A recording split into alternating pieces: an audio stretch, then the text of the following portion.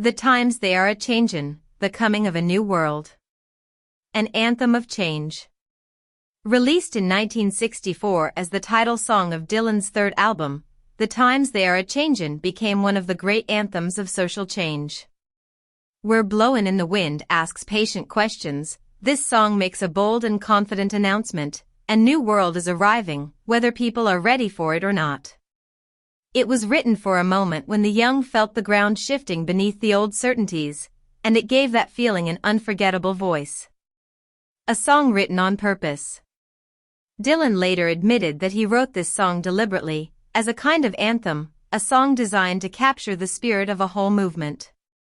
He built it from simple, powerful, almost biblical language, so that it would feel timeless and grand, like an old hymn or a prophecy.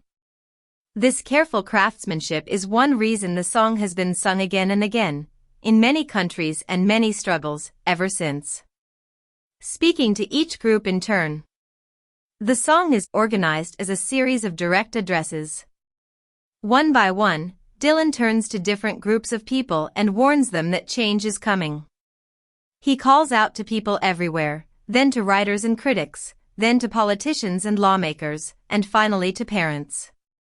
To each, he delivers the same essential message: the world is being remade, and those who resist will be left behind.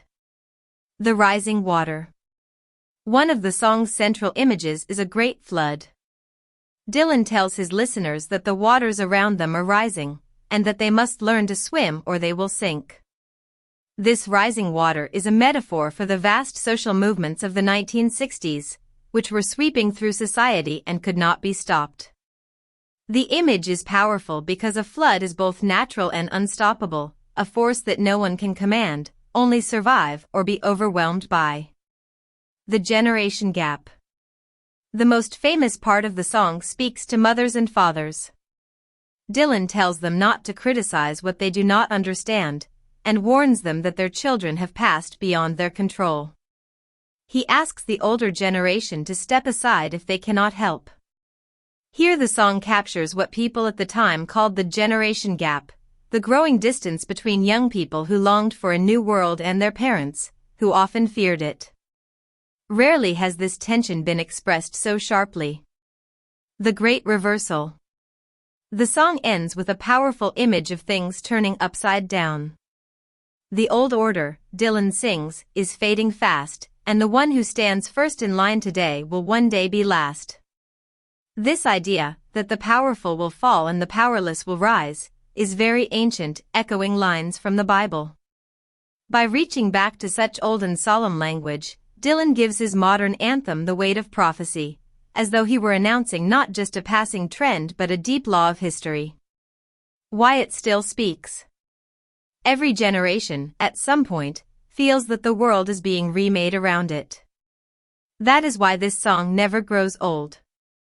Its message is timeless precisely because it is about time itself, about the simple, unstoppable fact that no age, however powerful, lasts forever.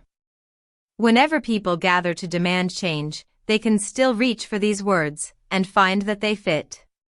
Language notes. The title uses an old, poetic form. A-changin' is a traditional, informal way of saying changing, often heard in old folk songs and ballads.